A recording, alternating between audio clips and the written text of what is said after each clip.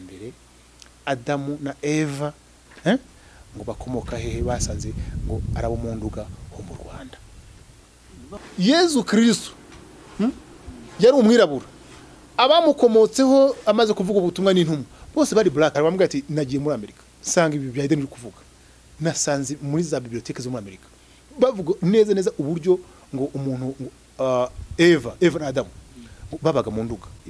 nduga bara n'ibice bya Gitarama na Ruhango. Bibiliya n'igitabo cyanditswe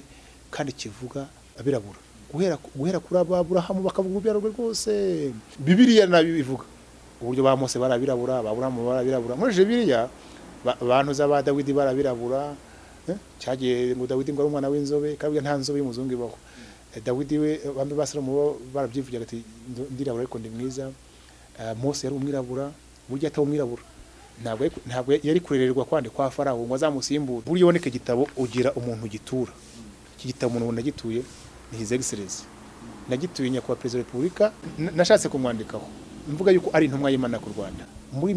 mission ye kuva avuka. Ubuzima bwe bwose yari intumwa y'Imana ku Rwanda, kuko n'amasezerano yose turi kwinjiramo Imana yidishura yuko. Nongeye kugushimira wowe dukurikiye ku ISEZERANO TV. Ni by'agaciro gakomeye cyane kuba wongeye kugaruka kubana natwe. Turakwishimiye kandi turagukunda. Turabasuhuje aho mwa muri hose mu bihugu bitandukanye. Ku muntu wese wumva ururimi rw'ikinyarwanda ukaba ugiye gukurikira iki kiganiro, twishimiye kuza kubana nawe. Kuri kamera nk'uko mubibona turi kumwe na Pst Christophe. Pastor, amakuru ni meza rwose, tumeze neza. Hari haciyeho iminsi ku ISEZERANO TV tutakubona. Ku ISEZERANO TV yajemo nyine ibihe bidasanzwe byaguma mu rugo n'iki, nuko harashizemo ariko kubw'ubuntu bw'Imana turabonanye. Muri Rabagirana mumeze mute? Muri Rabagirana rero no kurabagirana tumeze neza, vraiment tumeze neza. Kandi nta kindi turabagirana no mucyo w'ijambo ry'Imana. Message zanjye ziko ziba zikakaye ariko abantu benshi bamaze kuzumva. Byatangiye benshi batabyumva ariko bamaze kubyumva, bamaze kugira inshuti nyinshi rwose bavuga ngo ko nukuri. Ubwo nizere ko abadukurikiye ku ISEZERANO TV, Pst Christophe mushobora kusanga izo nyigisho zikakaye avuga kuri Rabagirana Family TV. Aho niho ngira ngo basanga izo nyigisho zose. Ziri kuri Rabagirana Family TV. Ntago ari Rabagirana Family, ntago ari Rabagirana TV, Rabagirana Family TV. Bo hariho n'inyigisho rero nziza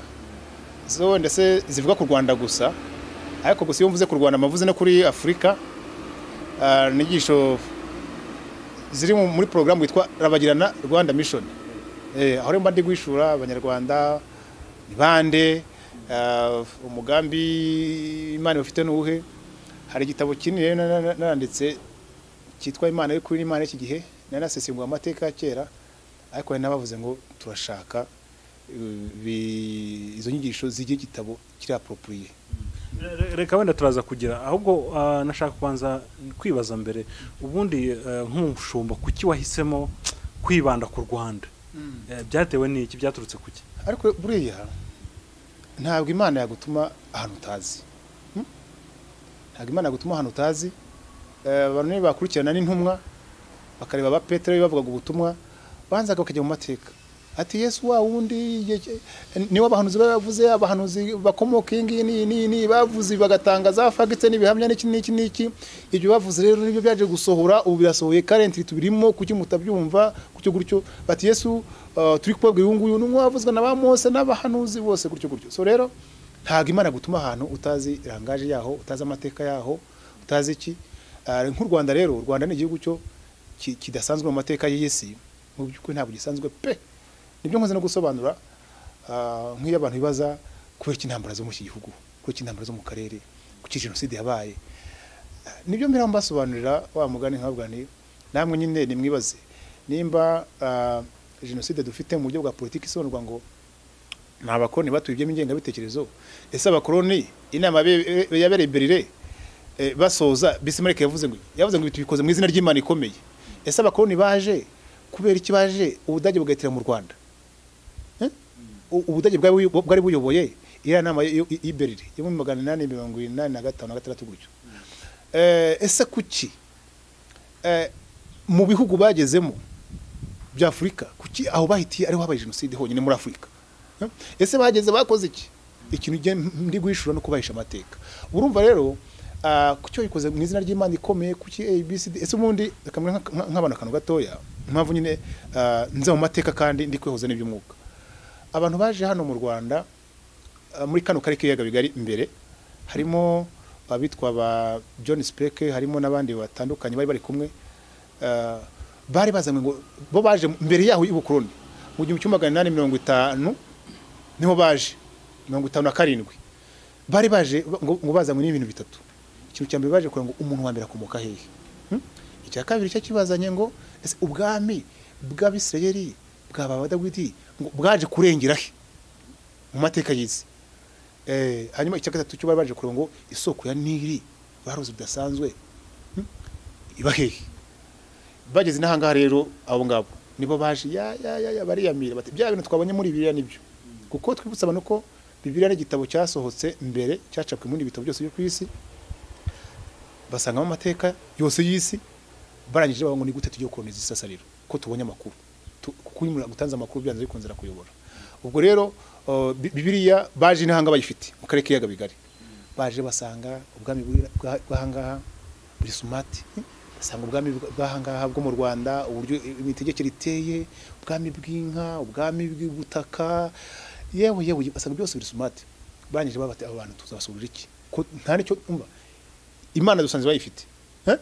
bafite uburyo bwo gusenga buri sumati buri ku murongo wawo ubuyobozi bwabo bumeze neza ni gute twabashobora nibwo rero bashize byarangiye basanze n'abantu barebare cyane abantu barebare nuko baravuga ngo tutabaciyemo ibice ntabwo twabashobora bakora ingengabitekerezo icyo gihe yitwaga y'abahamite n'ababantu hamite bavuze ngo hamite ngo ni abantu barebare b'abazungu ngo bakavantara baturutse hanze nyuma abantu bagufi babita babantu ngo nabasanga butaka bari aho ngaho nibo banye butaka bakandamijwe n'abaki n'abakavantara iyo ngengabitekerezo yaje kuzamuka rero basiga babyanditse mu bitabo uzi ko abanyarwanda ntabwo twatuze no kwandika basiga babyanditse mu bitabo harabitwa ba Jean Evans n'ababirigi babyize mu bitabo basiga aho ngaho gusa amahirwe nkunze kuvuga nuko hari gucya Jean Evans neje wundi ajya gupfa yafatarije n'abandi barimo muri kaminuza hariya mu Birigi bareka igitabo kindi kitwa African History cyangwa se amateka Afrika kivuguruza ibyo banditse mbere bavuga ngo twaribeshye twibashye ku Banyarwanda twibeshye inkomoko yabo tubacamo ibice ariko bari abantu ni bamwe ni famille imwe bavuga ku Banyarwanda cyangwa bavuga ku Nyafrika ku Banyarwanda we yavuze ku Banyarwanda Jean Evans na mu Rwanda yitwaga Gahutu yaje ku ruhande rwabo bise ba Bantu kugira ngo nyine basenye bateranya abavandimwe babiri umuremure nyine bamwita ngo ni mwene hamu kandi namwe ni hamu ngo ikivume ngo yavumwe ubwo rero cyo narimo mvuga bari abo baje mu buryo buri spirituel ukuntu ariko mu by'ukuri nabisobanuye cyane muri iki gitabo ndetse no mu cy'Imana y'iki gihe birimo iba ari gahunda ya Satani yo kugira ngo isenye ubwoko isenye nasiyo sibyo cyane cyane bashingiye ku kutamenya nimba rero ngira ngo amateka dufite mu Rwanda ari original ubundi tuvuga ko tuyakura kuri Alex Kagame niwe muntu rudahigwa mutara gatatu rudahigwa yahuje n'abiru ati mu by'ukuri amuha amahirwe ahura n'abiru kugira ngo yandike amateka bati nibakubwire ibyo babitse atangiye kwandika rero Jean Evans nyine nakuburaga baramurwanya cyane kugira ngo atagagaza uko kuri kose hari rero hari amateka y'ingenzi yagiye yandikaho nubwo nese muri iki gihe tuyagenzuye haradukosa duke cyane nidukiye nk'abanditsi nyine hari gihe nanjye nanditse ushobora kureka usanga mu dukosa ariko icyo ndimo mvuga ni wowe washyize mu mateka yahawe n'abiru nawe ndetse ari n'abamushyira mu biru icyo rero abakoni batashakaga nuko amateka uko agiye gute amenyekana ngo bashaka ariko ngo basokuruza bacu bose bagiye gute basibangana so rero ibyo ngibyo ntabwo Imana yabishatse ibyo bakoze babikoze ariko ngubu hari gucya nicyo tuba turi kuvuga rero amateka turi kuyashyira agaragara impamvu rero amateka yacu nyashyira agaragara nuko ari amateka nayo urebye y'Imana kuko ntiwavuga Eden ngo ubure kuvuga Imana yaremye ingobyi ya Edeni ntiwavuga urubyaro rwa Aburahamu ngo ubure urumva amateka ariko arimo n'imyemerere kuko abizera bazi ko Aburahamu ari umuntu ukomeye cyane mu mateka y'imyemerere so rero ubwo reka tuze guhita tubijyana n'iki gitabo kiravuga ngo ubwiru bw'ingobyi ya Edeni n'urubyaro rwa Aburahamu mu Rwanda ruvuga ngo ibi bihuye n'ibyo rero warimo gusobanura nibyo nagiye deep rwose ndabisobanura urebye nyine na muri preface cyangwa se preface nibyo bita iriburiro cyangwa se ijambo ry'ibanze navuze ngo ejo hashize ntihajya hatandukana uyu munsi iyo tutazi ahahise ngo tuhahuze naho turi uyu munsi bidusigiye ibibazo bikomeye mu gusobanura amakozera turimo none ni ibibazo ejo hashize ntihatandukana uyu munsi turimo byanze bikunze buriya ibyo twaciyemo usanga turi linked nabyo rero hari igihe tutabasha gukemura ibibazo dufite uyu munsi kuko tutazi iyo tuva nibyo biba mu mugani bivuga ngo utazi yava ntamenye yajya iki gitabo kimaze gusomwa n'abantu batandukanye ubu ngubu ngiye nisunze abantu b'abahanga kugira ngo ndetse n'abantu bakuru kugira ngo bancarenjinge ejo ntavaho nanjye nitumbukiza kuko umuntu yitumbukiza akagira ariko ntabwo nitumbukije kuko mfite facts zihagije umuntu akagifata umuntu ukomeye akajya aho ngaho agasoma agasa ibyo wanditsemo hano bifite evidence zikomeye cyane agasanga ibyo nifashije harimo ikintu gitangaje buriya urabona 2019 ababirigi bageze gutya bazana ikarita geologique ikarita y'amabuye y'agaciro yari mu Rwanda bari barahishe hashize iminsi tuba ngo hari ibintu ngo basize basahuye byo kwa Rwabugeni abandi ngo barimo bagarura by'umurage w'u Rwanda nuko bazi ko hakeye ubu abana b'abazungu urebye ibintu bari kwandika kuri kano karere cyane cyane ego u Rwanda ni igihugu gikomeye cyane ibintu bari barahishe nyine kuko bazi yuko abana b'abanyarwanda bagiye kwiga i Burayi bagiye kwiga mu mashuri nabo bizemo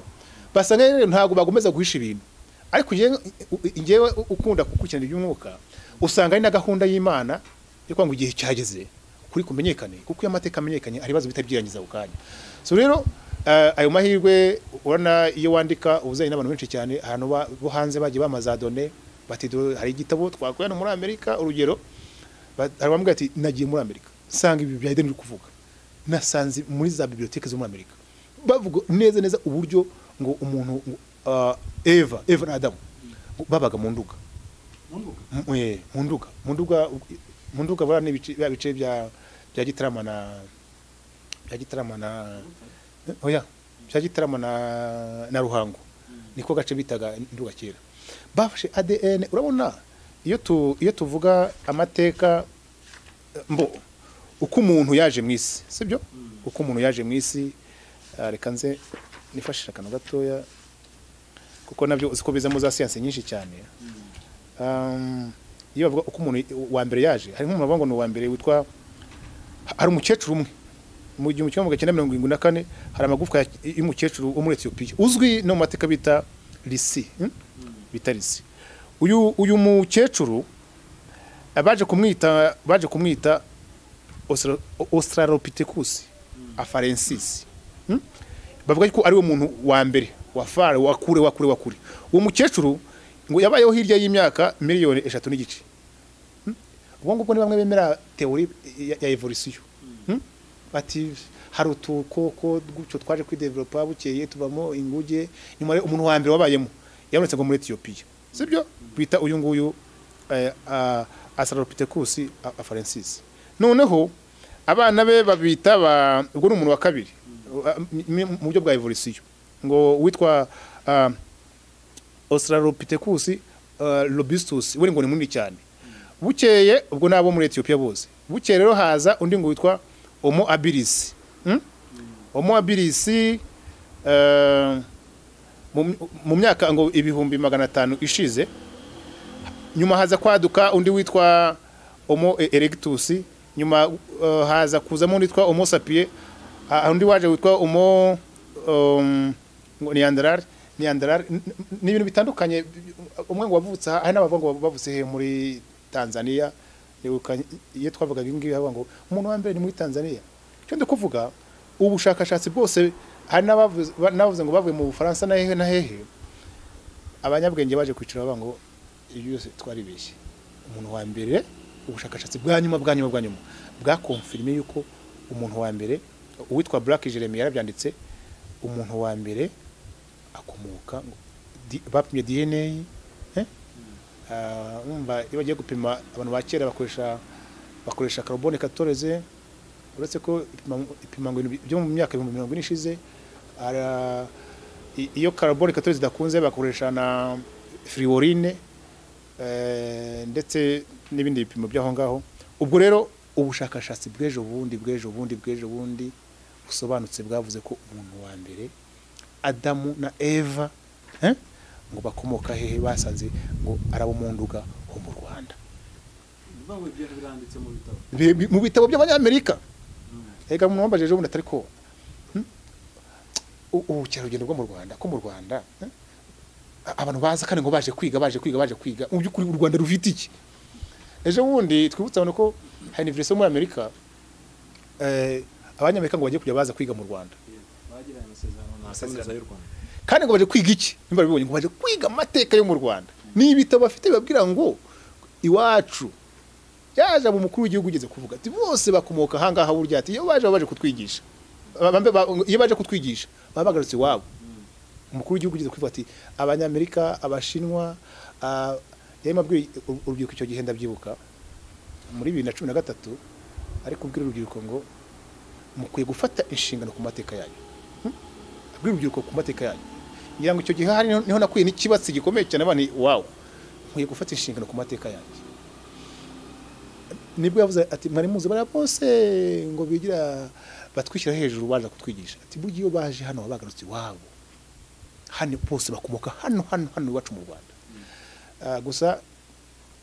ikibazo nagize nabonye benshi batari kubyumva ariko ngira ngo amahanga ntaga abakina gufata university muri Amerika bazi ko aribo basava bazi ko aribo banyiri ubumenyi none baje kwiga mu Rwanda ari zambere ku isi none nta kindi baje kwiga amateka ya hano mu Rwanda. Baje kwiga iki amateka mu Rwanda baje kwiga nayaga baje kwiga amateka y'ukuri amateka y'umuntu. Abanyamerika nta mikino bagira. Hari umwe ufite itsinda witwa Harold wanditse inkoranyamagambo yitwa ni inkoranyamagambo dictionnaire yitwa Sumerian Lexicon. Yanditse inkoranyamagambo ari gusobanura igisumeri ururimi rw'igisumeri n'icyongereza. Ururimi rw'igisumeri ni ukuvuga ngo nurwo muri Sumeri ya kera. Sumeri ya kera ni igihugu cya Mesopotamia cyo mu bwami bwa Mesopotamia kera ariyo ya Babuloni ya kera none ariyo irakiyungu. Cyari igihugu cyagutse cyane kiriya gihe rero ururimi rwa kera impamvu barucuka muri ko nigo rurimi Adamu yavugaga. Hari umugabo umwe namwanditsemo hano witwa Samuel Noah Karameri yavuze ibya Misiri ya Sumeri ya kera asobanura ibya civilisation sumerienne y'icyo gihe asobanura yuko yanditse igitabo kivuga ngo the history begins at Summer cyangwa se ngo l'histoire commence à Sumeri arimo avuga amateka y'isi yuko ahera muri Sumeri. Ubwo kuba ngo ni Sumeri nuko atarazi ibya mbere y'inkuye we yarabonye kuko umwuzuro urangiye abantu batangiye kwidevelopera Isumeri biriya niho yitanga mu ishineyari harara muri Sumeri rero abantu ba mbere urumva niho uwo mugabo witwa Samuel Noah Karameri ngo dara abantu batangiye kwidevelopera hano niyo civilisation ya mbere yabaye ari gusobanura uburyo ururimi bavugaga. Uwo muhanga rero navuze witwa John Harold yaravuze ngo we n'ikipe ye banditse inkoranyamagambo berekana ururimi ngo Adamu yavugaga na Noah bavugaga na Aburahamu yavugaga. Urwo rurimi rwitwaga Igisumeri ni Ikinyarwanda cy'umunsi. Reka nze bivuga gatoya ni Ikinyarwanda cy'umunsi ari nacyo gihe burayo Aburahamu yavugaga. Reka nze mbikwereke uratangara. Rero nagiye mbona mu bushakashatsi yangavuga se mu byukuri isi isi ko irimo ibinyoma bikomeye ntese nk'abantu ko ari abahanga bakomeye cyane b'abanyamerika ibi ngibi bone se n'abandi babyumvireho nawo mu nzego zitandukanye bibona kaminuza zo ziriya zivuye ngo ziza hangaha ngo baje kwiga ese baje kwiga iki dore ko hari gihe abamugane b'abahanga baza bakatwinjamo ngo tuje kwiga ibintu bisanzwe kandi baje no gucukumbura ibintu bikomeye ejo bakava basa nkaho batangaje ibindi bintu ariko reka tubabwire abana b'abanyarwanda natwe twamaze gucya mu maso ntabwo ubu ngubu twakwemera utuze n'ibindi bindi iyo nkoranyamagambo igipande kimwe urumva ni igisumeri hari nk'ahantu hari ijambo rivuga nko kuri page y'110 bavugamo basobanuramo ijambo Kigali singiye Kigali kumwe bandika tumwe amajambo gutya kunuze Kigali big place great earth ubusanzwe ijambo Kigali mu Rwanda ni ikintu Kigali ikintu cyagutse ni kintu Kigali ubundi ijambo Kigali nahise mvuga iyo rikomoka nk'umurwa w'u Rwanda ryavuzwe bwa mbere no mu mwaka w'1378 n'umwami witwaga Kigeli Mukobanya ubwo yaramaze gufata ubwanacyambwe ubwo umwami yarahagaze ku musozi ubu witwa mu Kigali uramusozi mu Kigali yitegeza igihugu hanyuma aravuga ati igihugu ntikikiri udusozi ahubwo cyabaye Kigali ubwo uramusozi witwa Kigali ariko tuzi nka mo Kigali yese sibyo ubwo rero urumva ati igihugu cyabaye Kigali rero Kigali byarangiye ibaye iki kapitali nyine y'igihugu Kigali ni ikintu kinini rero iki gisomero turi kuvuga cyavugwaga mu myaka 5000 mbere Yesu Kristo cyagiye umwuzure wa Nowa urangiye hari n'abaswa bajya bavuga ngo ibintu ngo bya Nowa ngo ndabitabazwa nubwo bita ineti bavanga ibintu ngo bya Nowa ibintu ngo by'umwuzure ngo ibintu bya mitology ngo byaje ngo bira ngo sukuri ariko ari nk'umuhanga wacukumbuye no muhanga wacukumbuye amateka ya Banowa yavuze ijambo rikomeye hari ijambo yavuze nyine ni navuze gutwa Nowa Samuel Kamere yaravuze ngo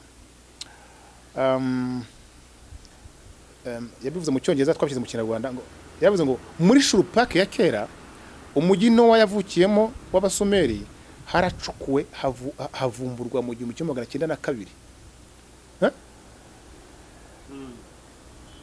umubare munini w'inyandiko z'ibitabo byinshi bimaze imyaka 2500 mbere ya Yesu Kristo urumva arabahanga bagiye baracukura ubundi ibi bikorwa n'abahanga mu bisigaratongo baracukura basanga facts basanga amateka ya Nowa n'ibitabo muri civilisation sumerienne ibitabo ngo n'ubundi bumenyi bakuyemo nibwo ubwami bw'Ababuloni ngo bwifashishaga bura bwenge bwa Babuloni ngo bubaka ngo jardins spandie bimwe biti bitangaza ngo n'ubwenge bakuye mu bitabo ibi ngibi by'abantu za bya kiragihe civilisation sumerienne niyo yabaye mu byukuri n'urufatiro rwa civilisation za Greke bura bumenyi bundi bugize ko ruhanga bagaragara aba rero bari mu gusesengura bemeje yuko ngo mu mujyi wa Shurupake no mujyi ubangikanye n'umujyi wa Uri hose ari muri sama ya kera Uri hamwe Aburahamu yaratuye niyo mpamvu bavugaga n'ururimi rumwe rw'igisumeri so rero cyo nemo mvuga dore aba bahanga bavuze ko mu myaka 5000 ijambo Kigali ryavugwaga niryo ryaje kumurwa mukuru w'intuza reba nk'ijambo Gasani ri kuri page 100 dore Gasani hano barandika ngo lady mistress queen hano ko Gasani n'ubundi n'umugore ko munyacyubahiro queen niyo mugabekazi kuko bazi ko bitwa ko umugore washerezo nkuba mu mugane y'imanuka ndabizi Gasani niwe queen niwe umugore munyacyubahiro niwe queen nyine umugore washerezo nkuba mu mugane y'imanuka nyine barabizi burya nawe usengwa kenshi cyane iyo fumu basenga ngo sikaseka Gasani k'i Rwanda ikibazo nyine uburyo uwo mugore birangira ari usenzwe nabisobanye mu cya gitabo cy'Imana iki gihe iyo systeme kuno zijya zikora ariko se honyine mu Rwanda nkunze kwivuga niyo urebye imana z'ingore zagiraga imbaraga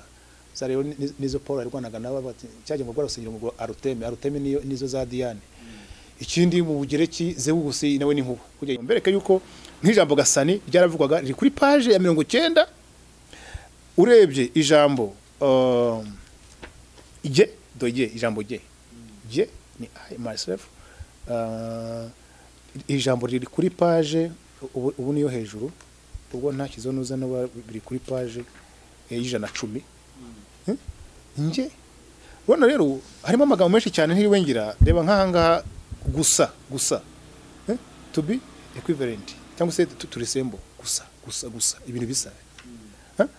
reba hangaha gutaka to decorate icyo ndi kuvuga urabona nawe nakoze inkoranya amagambo y'ibintu byinshi cyane iyi dictionary wari warayisomye wabashe kuyiko dictionary ahubwo ndayifite urabona nyine iri mu gisumeri no mu cyongereza ndashaka kuyishyira mu gisumeri no mu kinyarwanda kugira ngo nerekane ko igisumeri nicyo kinyarwanda nyine uri kumva ururimi urakangubwire cyari imana gitubwira ngo igihe kizagira ngo isi yige ngo abantu biki kinyarwanda ngo amaniverse yo kwisiga ikinyarwanda none imana bitubwira nkabona simana ikinyarwanda se haza baho yigize bikagarukira aho ngaho rero imana yatubwira ngo ngiye kuba facts tikuvuga imana y'ukuri yandi iki gihe nayo ndayizi iravuga ariko ivuga ibitandukanye n'ibyo tuba tuvuga nyuma rero dutangiye kwandika nibwo imana tuzanye ibimenyetso byose nose iyi dictionary ubu nditegura kino gitabo kujyana inteko y'umuco y'ururimi mu Rwanda tukiganireho bancarenjinga bako kuri cyangwa bidakwiriye iyo wanditse iyo washakashatse ntabwo utegeka ntabwo muricara mukareba noneho tugize imana kinyarwanda kigiye kugira value nirwo rurimi rwa muntu kuko urabona iki gisumeri nicyo cyavugwaga na Aburahamu na Banowa mbere y'umwuzuri sorry imbere ya Babeli kuko indimi nyinshi zabonetse cya gihe igihe cyane mu Rodi yubaka umunara wa Babeli nibwo indimi zaje kuba nyinshi ariko mbere ururimi rw'isi rwa ruke aba banyamerika bamaze kumenya ko ururimi rwabo rw'umwimerere ibaze bamaze kumenya ko ururimi rwabo ni Kinyarwanda bamenya yuko mama wabo na papa wabo ari mu nduga bari bwaze ibyo rero kuba biri kugira biri kumenyekana urana nabyo inkoranyamagambo nini cyane ariko nanditsemo ibintu by'ingenzi ubu ngubu ni ibyishimo bari kumvuga ni ibyishimo ginandika narishimye kandi mahirwe mfite ariko nyine igishoro n'Imana nta gitabo ndandika ngo umuntu agicarinjinga mumaze gusoma usomye wese abati habwa bati ko ntarimbizi nanjye ko ntarimbizi so rero iki gitabo urumva ni igitabo kinini cyane gusa reka mbwira akantu abantu hano hari n'twagiye twiga natwe sibyo ubone se tuvuge nka teori nyine za teori za Darwin na za evolution ukwiye yuko umuntu yakomotse kuvuga ko ku gasimba kaje gutyo nyuma kari developer kaza kuba inkende hinduka umunyafrika hinduka umuzungu umuntu yaje pare muri teori ya evolution ya Darwin mu ishuri usubiza ibyo ngibyo kugira ngo ubone amanota mbivugiye ko hari nk'abantu bamaze igihe biga ururimi rw'igihe bura mu mashuri nakavuga ati yewe rwose masters mfite ni masters muri Hebrew language sibyo mu gihe burayo ndagomba kurire ku inzira ku murima ntago ari igihe burayo bize igikarudaya cyane igikarudaya ntago ari igihe burayo nose kukwereki igihe burayo ni Kinyarwanda kuko Aburahamu hubwe muretse yuko yabanaga na Banowa mu mujyi wa Shurupak hano birimo Aburahamu iyi ni akarita nubwo ari ntoya ariko amagambo yarimo nuko mikoro itabasha kuwagira kamera ntabwo yapfa kugira kuko cyese uri kubisoma iyi ni ikarita ya Sumeri ya Tera Aburahamu yaratuye mu mujyi wa Uri hanyuma ntuza atuye muri Shurupak iki rero ururimi rwa rumwe rwari gisumeri imbere y'intuza y'umunara wa Babeli Aburahamu rero Imana nave muri Uri y'abasumeri yaje kwitwa Uri y'abakarudaya nyuma abakarudaya bamaze kwifata kubohoza mbere yitwaga uri y'Abasumeri. None rero Mose yandika amateka, aya mateka yanditse ubu bwame bw'Isumeri bwamaze gufatwa n'Abakaludaya, ahita rero ngo ni uri y'Abakaludaya. Kira gihe rero Aburahamu ava muri uri y'Abakaludaya ari majya aji Kanani, yimukanye n'abantu benshi cyane barengaga nk'igihumbi. Yafite uzi ko afite n'umutwe w'umurwanirira, barabizi ko Loti amaze kunyagwa hari umutwe ukomeye cyane warwaniriye ntuza Aburahamu. Ubwo bwoko bwagiye rero bwaragiye igihe kiragiye bafata igihugu cy'isezerano Kanani, bayifata bayirukanamo abamareki n'abakenya barabanaki, hanyuma bafata igihugu. Ubundi mu mateka yo kwigarurira, iyo wigarurira ahantu uhita wimplanta langage yawe na culture yawe. Impamvu kiragiye rwose rwitwa ururimi rw'Urunyakanani. Urunyakanani rero nicyo gihe burayo. Nibyo Yesaya yavuze. Yesaya yavuze muri 19 murongo 18 yavuze ngo uwo munsi mu gihugu cya Egiputa, kumva mu gihugu cya Egiputa. Iyo bivuze mu gihugu cya Egiputa nta kiba mu busanzwe. Igihugu cya Egiputa ni umugani wa Afurika. Iyi ni langage ya biblique kuko birayanditswe ijambo Afurika ritarakoreshwa. Yaravuze ngo Yesaya yigeze guhanwa asanga ngo mu gihugu cya Egiputa ngo hazabamo imidugudu 5 ivuga Urunyakanani, irahira Uwiteka Nyiringabo. Imidugudu 5 ivuga Urunyakanani iri muri Afurika hagati. Ese iyo midugudu 5 yihe? Ejo bundi hari umu apotre umwe yabona Gitwaza muri Afurika guruka, yari masobanura uburyo ngo imidugudu 5 ngo izavuga ngo Igiswahili. Navuze niyo ntago ari byo. Akoze rero technique nk'umuntu wandika, hari ibyo yavuze wumvaga byari byiza,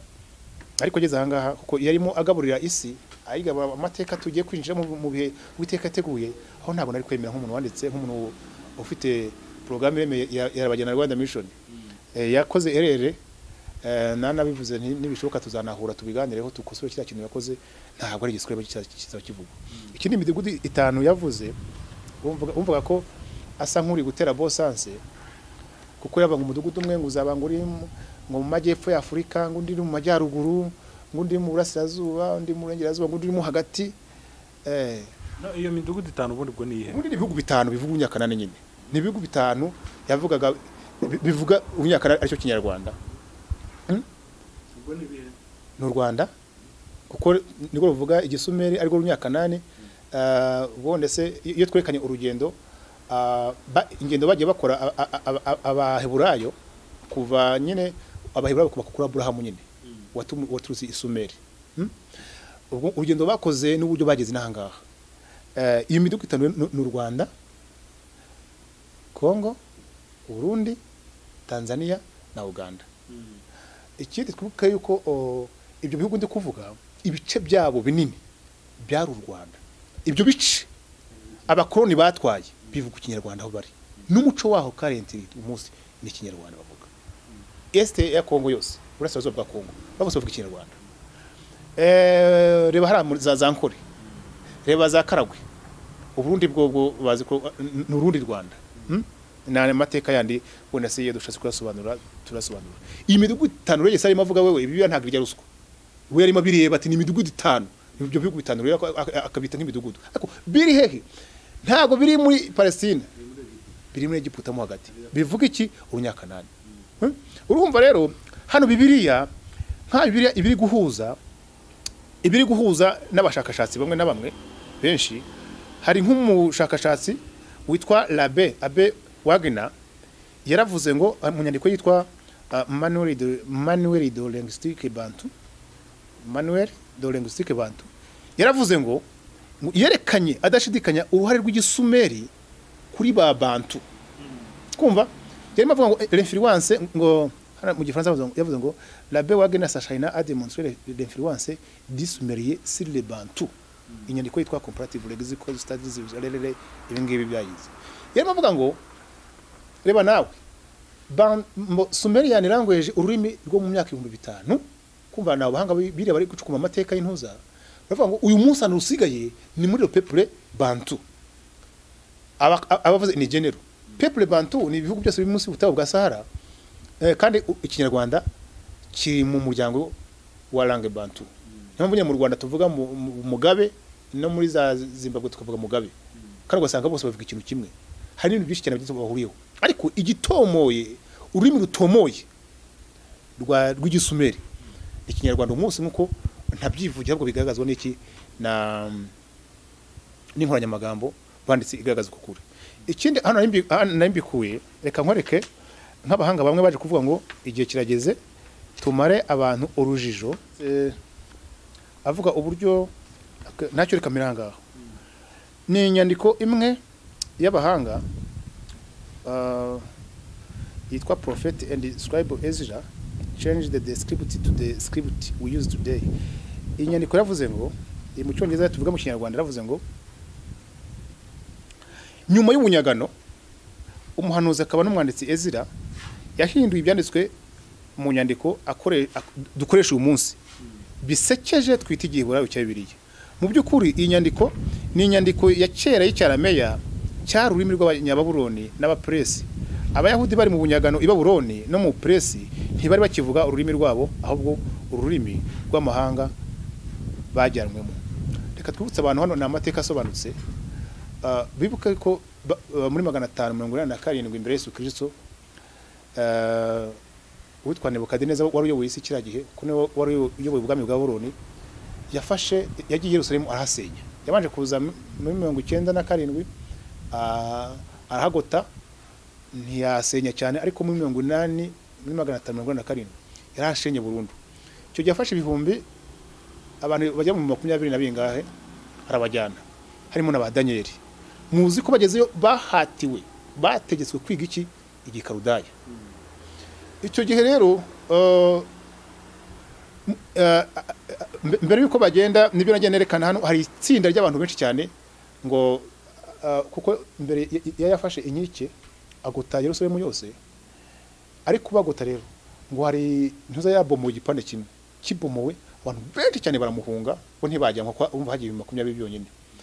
Abenshi baje nahangara rero niho nza kuvuga ati uretse turi gusoza, ariho bazanye n'ingoma ngabe, ariho baje hangaba b'Isirayeli, ingoma ngabe mu Rwanda ngi dufite.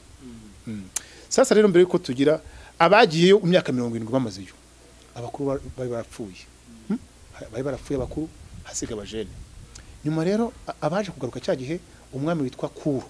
amaze kwigarurira, yanesheje abanyababuloni,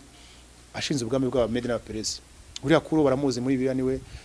uziko nawe se ngo wa Esteri gutyo, nta mateka maremare aho ngaho. Kuru oya ntabwo se wa Esteri, ni se wande Kurora. Reka naye kujya kuvuga byinshi cyane agiye byivanga,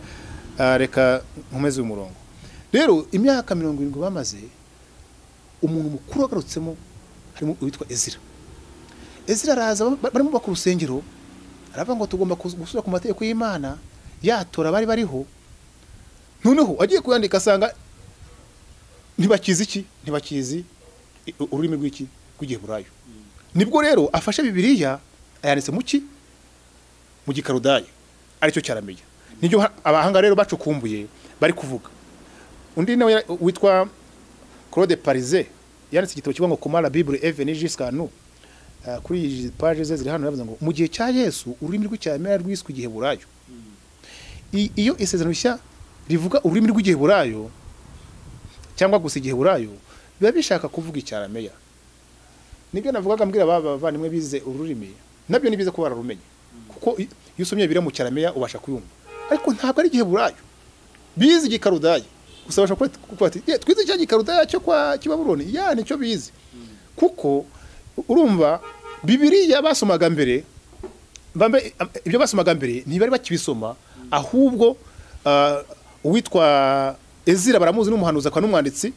niwe wakoze niwe waje guhindura icyo gitabo. Hari inkoranyamagambo cyangwa se twakwita igitabo kitwa grammaire hébraïque, ngo ni grammaire hébraïque précédée d'un précis histoire sur la langue hébraïque, nacyo cyanditswe n'itsinda ry'abantu hano, ari riyowe n'uwitwa Samuel Presswick. Yaravuze ngo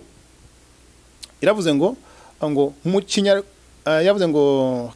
kasimo Kinyarwanda ngo mu gihe gito nyuma ya Ezra ntitwongera kubona ururimi rw'igiheburayo. ruvugwa n'ishyanga ry'abayuda. Nta nubwo tukirubona nk'ururimi rumenyerewe, ugutakara kuri ururimi rw'igiheburayo nk'ururimi rukoreshwa byabaye mu gihe cy'ubunyage. Uri kumva ngo ibyo ndi kuvuga ngo byemejwe na batarimudiste, byemejwe na batarimudiste bose n'abandi banditsi b'abayahudi. Abayahudi n'abanditsi bitwa ngo batarimudiste, kumva ibaze benyewe baravuze ati bavandimwe, ati ururimi rwitwa igiheburayo rwaratakaye kera, kubera ko urwo twahawe mu mateka yacu imyaka yarishize yose. Ubu ururimi ruhari tuvuga nk'uko tubihamya muri analize z'ibyo n'abayizira banditse, ururimi dufite umunsi n'iki ni igikarudayo cyangwa se cyarameya. Rero birangira bavuze ngo gusa hari umugabo witwa ngo Eliezer Ben Yehuda wakoze wagerageje ngo kongera ngo gusa nkaho yagarura ngo bamwita ngo ni pere ngo ni papa ngo w'igiheburayo nyine kiri modere. Igiheburayo kiri modere yaje gusanga nta kindi yabashije kumodera n'iki n'icyo gikarudayo. Rero iyo bimeze bityo witebaza ngo none se none igiheburayo kiri hehe? Igiheburayo nyine urumva niyo langue bantu, no banque bantu isobanutse neza by'umwimerere abayisigaranye n'abanyarwanda n'abarundi, kuko ikirundi n'ikinyarwanda barabyo n'ururimi rumwe n'intuza n'umurage basangiye n'umwe. So rero urumva ndi ku bushakashatsi nagiye ntangara cyane. Ikindi kintu wenda se nagiye ikindi kintu cyantangaje n'uburyo n'abaheburayo nyine bagiye nahanga mu Rwanda. Wenda se tudatinze biratangaje, nabanje kwerekana wenda se kugira ngo byumve neza isano dufitanye nabo nabisonekeye mu gitabo. Navuzemo isano y'umurage w'amaraso, umuntu muje umurage w'amaraso mukamuhuje isano y'ururimi, mukamuhuje ururimi, isano y'umuco n'imyemerere. Umuntu se umuvandimwe muhuje amaraso, muhuje ururimi, muhuje umuco, muri bamwe mu by'ukuri. Rero isano y'umurage w'amaraso hari igitabo cy'umushakashatsi w'umwongeza witwa Tudor Parfit kitwa Ark of Alliance, Ark of Alliance found, isanduku y'isezerano yaje kuboneka. Uyu mugabo nyine iki gitabo cyanditse mu mwaka wa 2000. Uyu Parfit ni umwarimu w'igiheburayo aricyo gikarudayo muri kaminuza ya Wales mu Bwongereza. Yamaze imyaka 20 azenguruka isi ngo ari mashaka isanduku y'isezerano yazimiriye. Ariko uzenguruka aragenda agera ku baheburayo bitwa abaremba.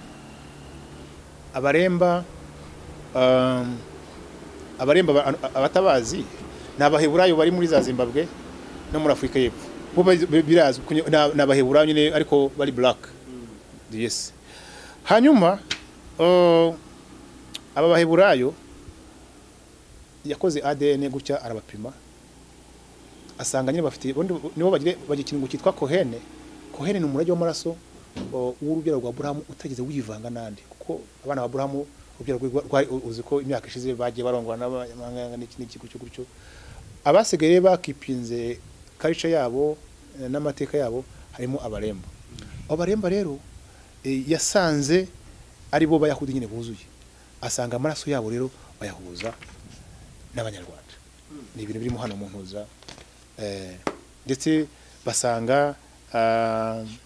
hari icyo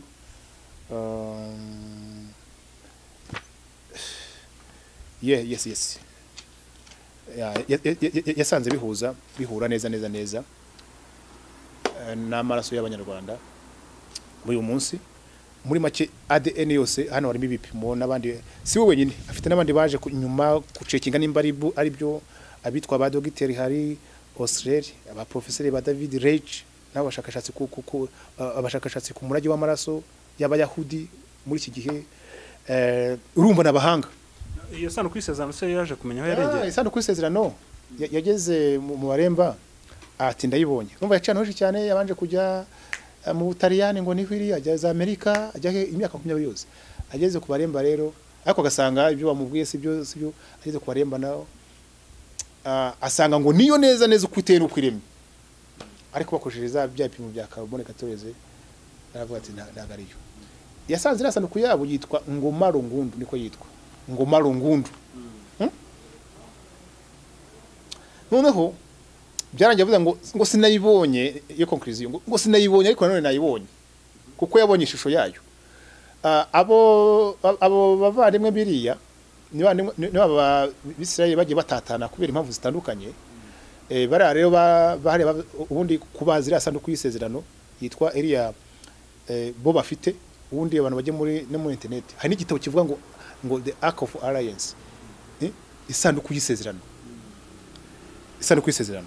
iriya arike ya alliance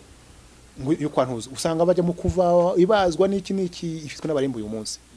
Rero bavuze ngo nubwo original yatakaye tutaza kwiri ariko nibahumure buriya tuzababwira kwira muherezo. Urahazi hari amakuru mfite ndi ku ewana gusa nta amateka naho ngo agakiza karimo iyo turanga turi mu mateka agakiza kari muri Kristo Yesu. None sasa rero ntari navuze byinshi cyane iriya sanduku ngoma rungundu baravuze ngo ubundi nicyo kimenyetso icyo gihango dufitanye n'Imana tutayifite twabatu dukubititse muri 547 babandi basenyutse kwa Nebukadinezari igice cyaje nahangaho baciye muri Yemen hari muri Aziya cya gihugu kira kujya Afurika Yemen ha umujyi wa Sana niho bakwiye izina rya Basana bahageze. Basana nibo basinga izina ry'ubutwari barabasinga nibo rero bitwa abarenge. N'ubwami bw'abarenge abanyamurenge bo nabejo bundi bo bavuye abanyamurenge ko bavuye nahanga ejo bundi muri 500 ku bwana na 10 cyaje ndahiro cy'amatare ingoma ya ijemo makozera n'ibibazo cyaje bamwe b'abanyabungu bahafata uzuko barahashenye ibibazo bikomeye cyane abantu barahunga batatanyirira abanyamurenge burya na mu muryango wo kwa byinshi bamwe bageze Tanzania abandi benshi bagiriye mu ntuza ejo bundi nemo ntanga kintu kiganiro sinzi wambwiye ngo yanga abanyamurenge ntabwo baturuka mu Rwanda kinkibaza intire mufitemo ni yihe abantu benshi ubundi ejo bundi turi kuba amateka ya mbere abantu bejo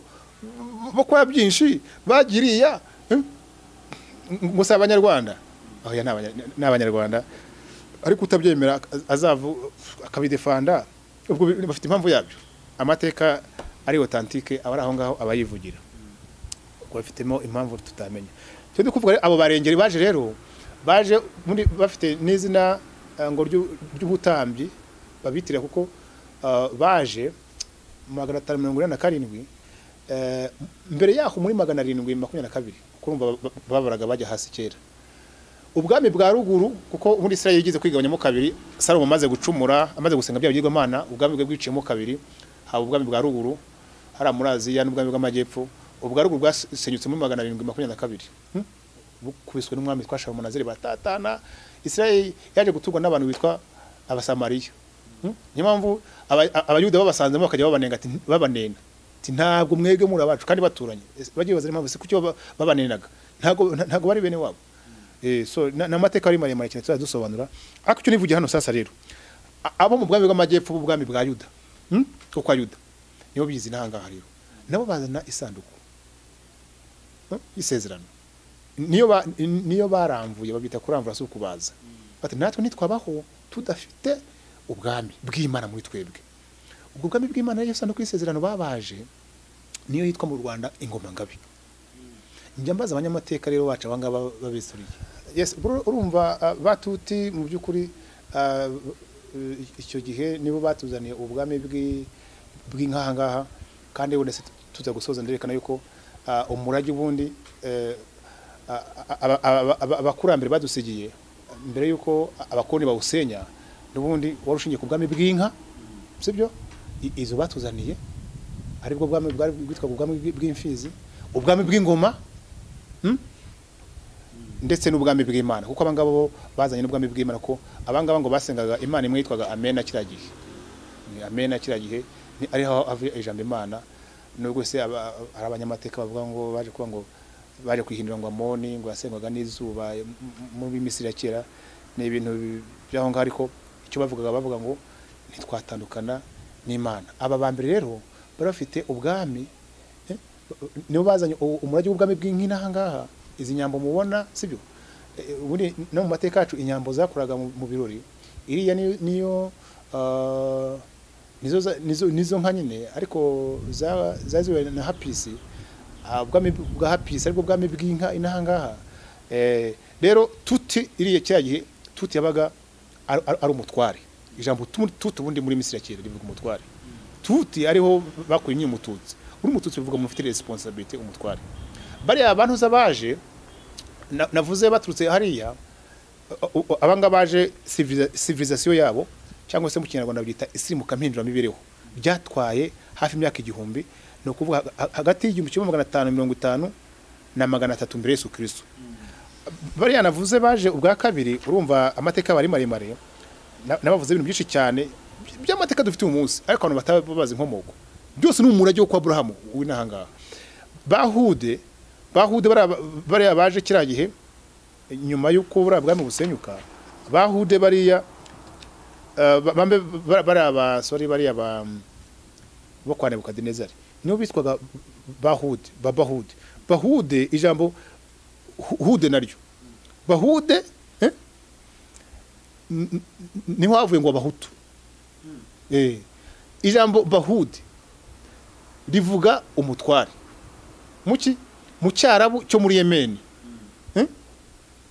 sibyo kuko babyiswe bageze muri Yemen hariya mu cyarabu cyo muri Yemen noneho tuti rikitwa muri Misiri ya kera rikitwa iki umutware ugasanga tuti na hudi bose n'abantu bamwe bose ni urubyaro rwaje ariko ari abatware icyo ndi kuvuga ibi ngibi iyo abakoroni bataza gusenya umwimere w'umuco wacu nta kibazo twari kugira ibaze nk'ibi bintu byaje kwitwa moko kandi zari inshingano n'amasirimuka mpindura mibereho cyangwa se civilisation z'uburyo abantu baje ibi bintu bitondekanije ku murongo iyo ubyumva ukunda u Rwanda n'abanyarwanda hari igihe ubanza kurira urizwa n'ibintu twitiriwe n'ibintu twambaye twambitswe by'amoko y'abahutu n'abatutsi kugeza n'abo bicana dutaye umwimerere wacu wo mu muryango waho umugisha nk'urubyaro rwa Abraham ibi nibyo nagiye nsobanura sasa rero none ikindi kintu challenge abantu ko batuti urumva nibo baje mbere ya bahudi ariko bavuga yuko ngo batutse ngo baje nyuma yangenga bitekerezo batwandikiye ngo batutse ngo baje nyuma ngo basanga bakavukira hano buriya nyuma abitwa abantu zabaguraginya ari bo banyiginya abangabo bakomoka mu nzu yo kwa Salomo neza kwa Dawidi kuko bakomoka kuri Menerike nibo banyiginya Menerike n'umwana wa Salomo yabyaranye na Makeda ni wa muntu uzane wa mugabekazi w'Isheba cyagihe yasanga Salomo burya bararyamanye hari igitabo kibivuga kirimo hano twanditse twakonsirise n'igitabo cyo muri Ethiopia kivuga ngo Kebra Negest kivuga mu mateka y'uburyo byagenze byose abamukomotseho bana bayoboye igihe kinini cyane bayoboye imyaka myinshi cyane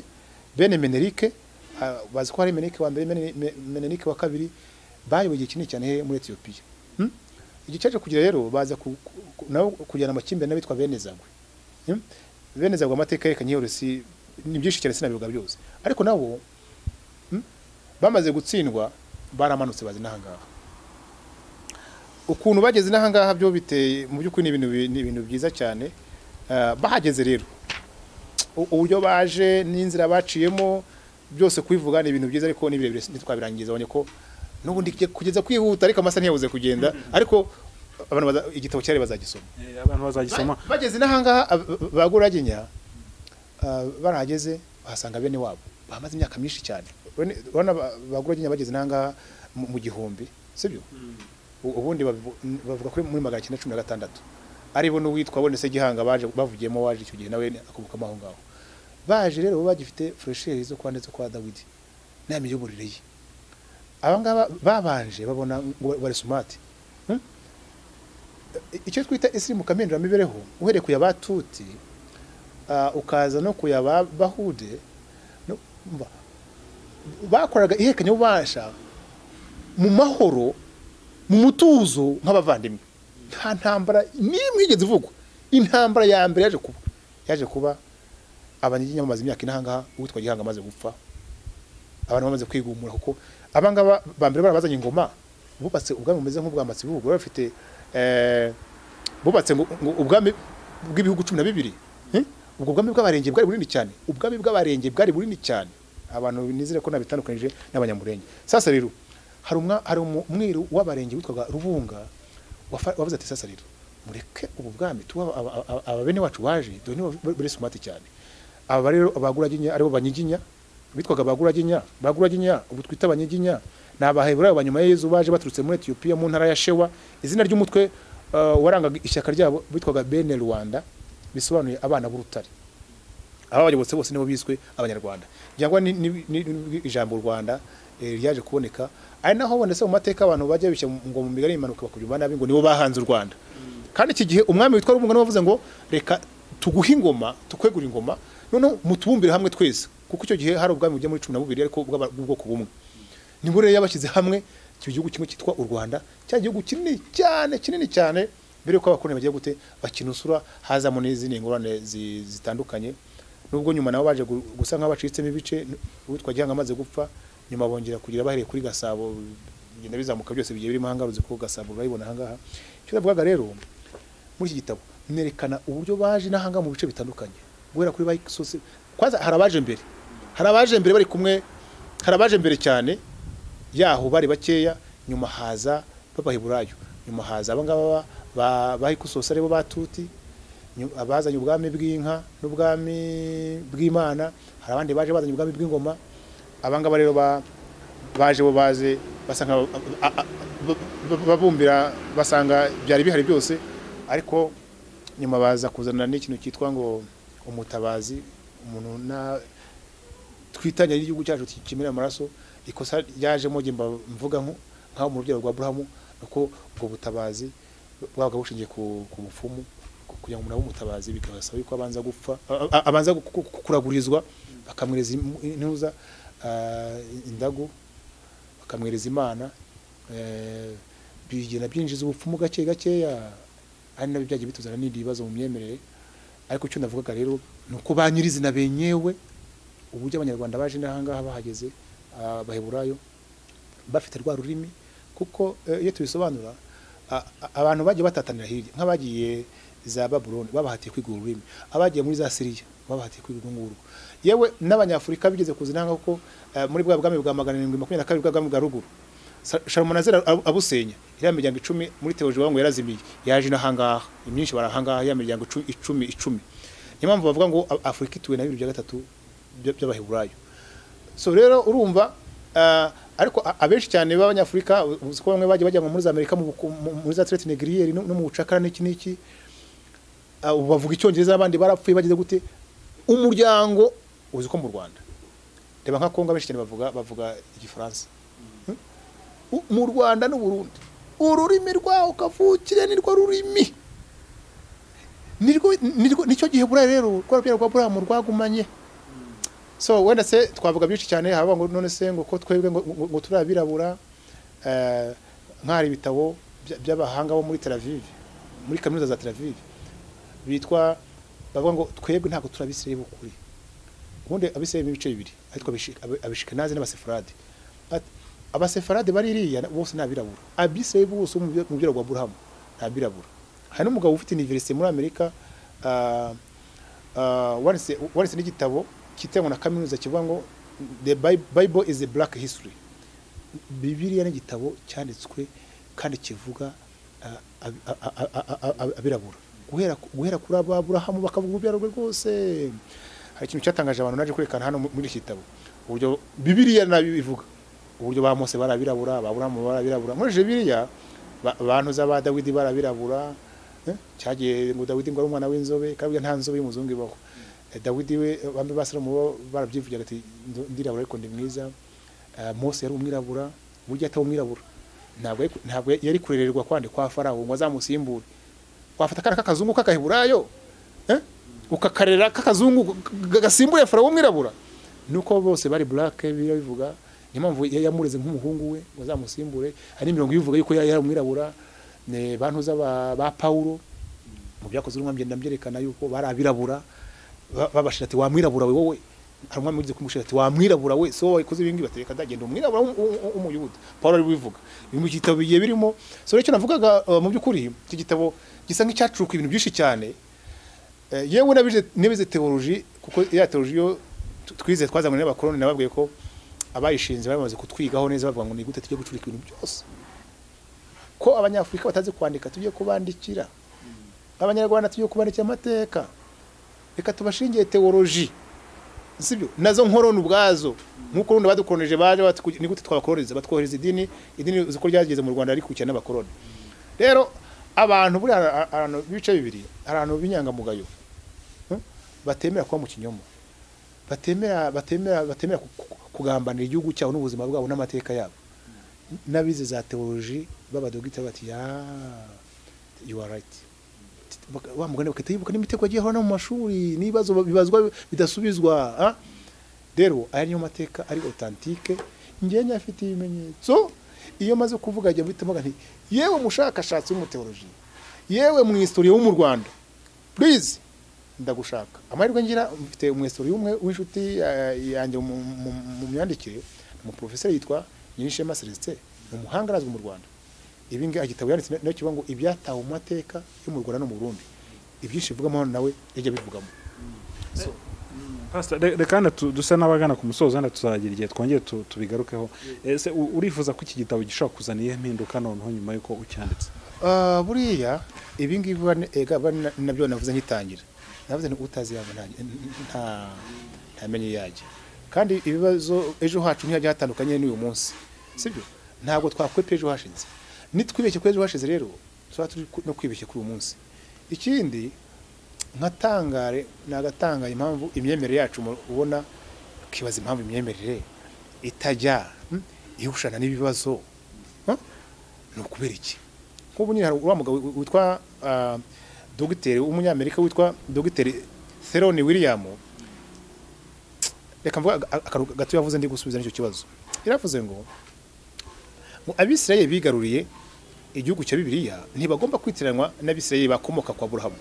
abana b'Isirayeli ba Bibiliya ntibakiba mu gihugu cy'isezerano batataniye mu mpande nye z'isi cyane cyane avuga mu bihugu bya Afurika n'ahangaha n'iki n'abandi bari za Amerika gutyo bari black ati ntimukitiranye bya bintu wasobanura muri iki gitabo bavuga ati bya byakozwe n'iki mu buryo bwa politike kuko n'ubu tuvuge abasefarade ari bo b'Isirayeli babirabura bari hariya muri Isirayeli bararenganywa babarenganya nta nubwo babaha ijambo nta nubwo bajya bakunda kuvuga so rero kumenya amateka ni ikintu gikomeye cyane kuko nk'uyu mugabo araho yaje gukomeza avuga ntakomeza gusoma nzo bikaba byinshi uyu mudogiteri yavuze ngo ati Imana yishura isi yose biciye mu birabura ati iki gitabo cyanditswe na birabura ati Yezu Kristo yari umwirabura abamukomotseho amaze kuvuga ubutumwa n'intumwa bose bari black ariko bisobanura abati rero iyi black people yahawe umugisha sinzi cyatumye biba inverse yavuze ko atakizi ariko nkanje mfite igisubizo cyuko ni Imana systeme z'isi ari Imana iki gihe icurika amateka kugira ngo igomeze igire rero ndi gusoza iyo amateka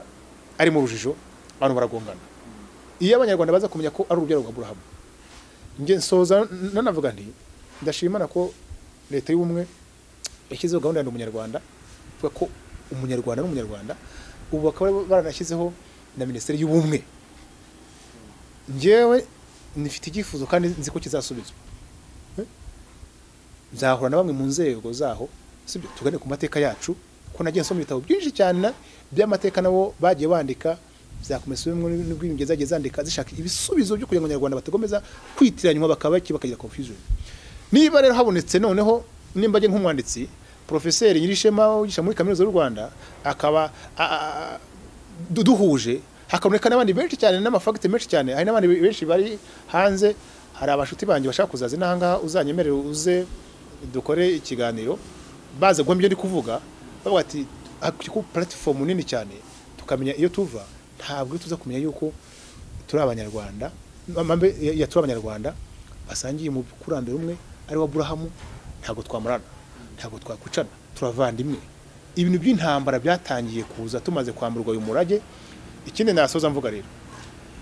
uti kuki ibi bintu byanditse. Imana yatubwira ati ibi bintu impamvu amateka acurika no kugira ngo abantu batagenda mu mugambi wanjye. Gucurika amateka y'urugero rwa Aburahamu ni ugucurika n'amasezerano yabo.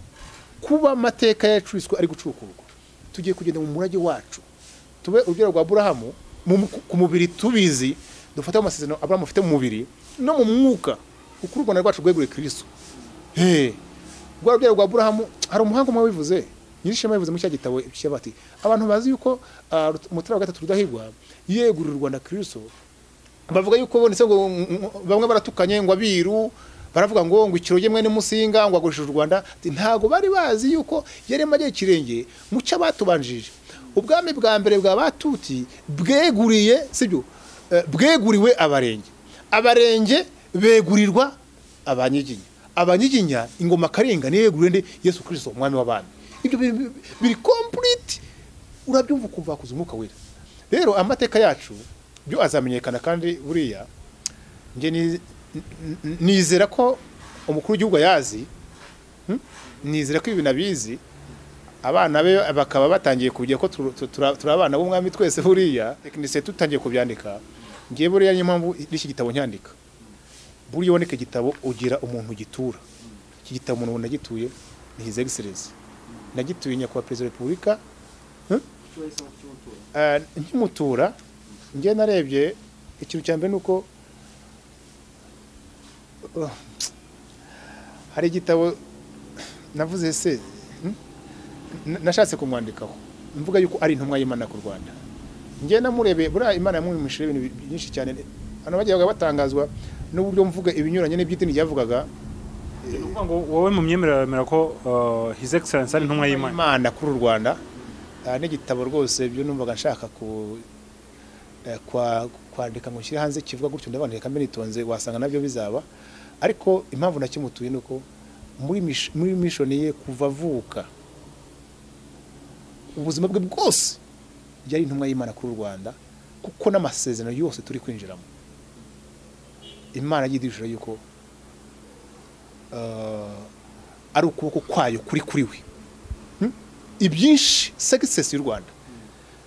noneho ugusohora kw'amasezerano y'u Rwanda no kugera mu murage Imana yaduteguriye nk'urugero rwa Aburahamu. Ukuboko gukomeye kubiteka kwakoresheje His Excellency. Nyitangiye kuvuga ibi ngibi abantu barantutse icyo gihe umuriro uri kwaka, imyaka irenga 10 yashize, muri kwaka bate ibikomeye birasohoye, umukuru w'igihugu arapfuye, apfa n'abanyarwanda benshi cyane, nyuma ubwami buzaba butenga muguwe neza, n'ubwami buzaba buyobona Kigeli, umwami yatahubutse yageze gute. Ibyo bintu birebire biba politike biki wa mugabo we. Icyo gihe mpaguruka batedera umusazi, we wahindura ibintu bya nyirabiyora muzi, wahanuriye abami, wahindura ibintu bya Magayane yafashe agaha Meshake Gatabazi muri gereza, bikaba umurage, bikinjira mu idini, bikaba ubuhanuzi n'amabonekero, wabihindo we gafifi wejo. Imana yambwiye ati dore umurongo, yambwiye ati dore inyenyeri y'umweru, nawe inyenyeri ebyiri, ni uri isezerano ryanjye uzasohoza imigambi yanjye, kandi impamvu wabonye arindwa bikomeye ni uko kwanjye n'inyenyeri yanjye muri imuyoboye. Ati dore inyenyeri y'umukara, nayo inyenyeri y'umukara twabonye yamaze gutsindwa, ariko twabonye yamaze igihe iyo ngobeza mbari kumvuga ishaka kurimbura kino gihugu cy'u Rwanda, ari wagiye inspire ibintu byose binegatifu nazirandaguzo. Ubwo urumva rero twebwe izo nyenyeri ebyiri tumaze kuzibona, nuko iyo nyenyeri y'umukara nayo inspire abantu mu buryo bw'Imana y'iki gihe, bikava mu muco bikikubita no mu madini. Mu muco wacu ubundi ni umuco wa Aburahamu, ariko byaje kukuranya byitiriwe undi muco, ari mpamvu nawe wagiye uvuka ibibazo bikomeye cyane mu mateka. So rero ngewe ngira ngo abantu banzi dutanye icyo gihe, nyuma bagiye bajya bamwe ati nyuma babona ikimenyetso nuko abantu bari mu murongo w'inyenyeri y'umukara muzabona batsindwa, kuko twabonye inyenyeri y'umukara manda irangira, maze igihe giyobora ubagiye kuyobora inyenyeri y'umweru. Inyenyeri y'umweru rero bivuze amasezerano ari gusohora, kandi azasohora kuri uyu mugabo n'ibindi bizamukurikira. Nyuma bakana u Rwanda ruri kugenda rwinga muri sagesesi rurasurwa cyane, ruhaye ibikombe rugize gute, abandi bari mu murongo barapfa ati yamaye kuko byari uvuga ari byo koko. Ikintu cyaje kunshimisha nuko muri no minsi abantu bari mu murongo w'umukara benshi ba telefone ati tutaramenya Imana iki gihe ni ukuri natwe twaturi muri bintu ubu ngubu tumaze kumenya kandi ko twarebye dusanga uburyo ibintu byahereye kera turi mu mashuri tukakurikiza izo ndagu ubwo banuzi twavuye mu mashuri abane twaretse ibiki n'ibiki abane twarahungabanya bikomeye ati iyo tuza kumenya ibyo bintu kare tukamenya Imana iki gihe ugikora twari kubivamo so rero cyo mvuga iki gitabo kugitura umukuru w'igihugu mu by'ukuri rimwe twarimo dusenga Imana iratubwira ngo ura n'umuyobozi ngo w'intwari y'indahemuka indahemuka ushobora kuvuga ati uramwita indahemuka ABCD ariko ari ikintu ngira abantu kamubwire Evode nitukitiranye nitukafata ibikomere byacu ngo twite tubikoresha dusenya n'igihugu cyacu bura twese abanyarwanda nanjye mfite ibikomere byatuma ndakara unshatse nirete yingiriho nzamu ibikomere byanjye sinaburi ibintu byatuma nyirakarira ariko ngiye kurakarira leta rero n'Imana ubwanyishatse ibyatuma nyirakara sinabibura ari Imana yandemye n'idini ubwacu amadini dusengeramo ntasubiza ibisubizo ntasubiza ibyifuzo byacu byose rero turetse ko abantu bari negative tukaba bari positive uri kumva tukareka kubakira ku bikomere byacu ni ukuri uyu mugabo iby'Imana muvuze ngo ni intwari y'indahemuka navuze nti yewe reka ngo turi iki gitabo kandi kukimutura nzi neza ko afite amakuru nawe yishima amenye yuko hari abana b'igihugu bafite amateka nko kugeza kwivuga ati mufate inshingano yabivuze 2013 rubyiruko mufate inshingano ku mateka yanyu abantu bose bakomoka sibyo nibyo nakoze sibyo ndangije nerekana na urumva ni mufata amateka ngo abanyarwanda ngo nabo mu gihumbi cyejo bundi kandi bose bakomoka ahangaha urumva mu gitabo nsobanura yuko Bibiliya iraba ngo ni igihugu cya Yuda kandi Yuda mu bintu yarazwe inkoni ubutware bibona turi kuzana umutekano sibyo ingabo zacu u Rwanda nyine ntishyamakaye ngo ndi umusirikare ya kare sibyo ariko ndi umusirikare wa Yesu bibona igihugu cyacu turi kuzana umutekano ku isi yose kandi buriya kamubwira nuko nta karabo abantu babona ngo abantu bose ngo bari mu Rwanda ngo bukira rugendo ngo kwiga bari bwaze se kwiga kono na kaminuza zigiye kuza zicanga ziga amateka y'u Rwanda kwiga amateka y'u Rwanda no kwiga amateka yawe kwiga ururimi rwawe kandi kurumisa kwa amakaminuza yatangiye kwiga ururimi rw'ikinyarwanda yo kwisi baratangiye kubera iki bari kwiga iwabo kindi ni babona u Rwanda rugirirwa ishyari n'amahanga yose ukabona buri musakano kayo ku Rwanda kanyeganyije isi ugasanga Imana y'iki gihe guhanura ngo u Rwanda ugiye kurimbuka babahanuzi bayo njyamana kandi ugizera ku ISEZERANO wa mugabo urabahanuzi b'Imana y'iki gihe yewe wazampuje n'abariko uzahamaga abahanuzi bose bahanura intambara uretse ko n'abahanura biri positive da nabanyemo bakeya bagiye ubona harabavuga nanjye ibyo narinzi yes so rero reka kitabo cyo kirahari sinakivugamo byinshi reka ubwo ntekeza ko abantu babasha gusobanukirwa ahubwo uwashaka kugira ngo noneho igisomere birimo hano yakibona guti kitabo muno misi ndi kugenda nsohora bikeya cyane igihe bita bigira ubwo nguko washaka natwa ya telefone mbona kuri telefone igendanwa ndetse ibona kuri WhatsApp ya 0785 655 820 0785 655 820 wenda se abari hanze bajya babanza ya code ya plus 250 reka tugushimire kandi nshimira bari bakurikiye ikiganiro cyacu ikiganiro twagiranye ibiganiro byacu byo kusezerano TV byo birakomeza bakomeza bakurikirana